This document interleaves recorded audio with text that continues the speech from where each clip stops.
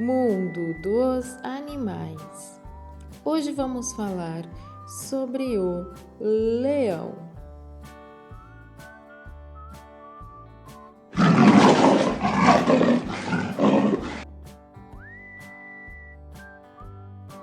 O leão é um animal muito admirado em todo o mundo e reconhecido por muitos como um símbolo de força. Esse animal, também chamado de Rei das Selvas, apresenta grande beleza, destacando-se pela presença de uma grande juba nos machos.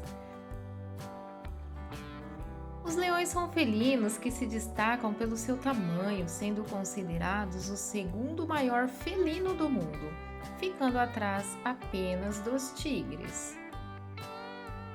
Os leões apresentam uma pelagem amarela dourada.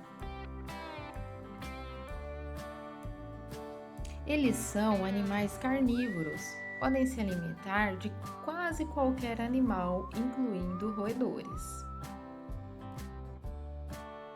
Os leões se destacam por serem uma espécie que formam grupos sociais diferente de outras espécies de felinos. Os grupos de leões apresentam hierarquia clara, onde os machos são responsáveis por proteger o grupo e as fêmeas são responsáveis pelo cuidado com o filhote e pela caça, que geralmente ocorre por meio de um trabalho em equipe. Então, esses são alguns fatos sobre os leões.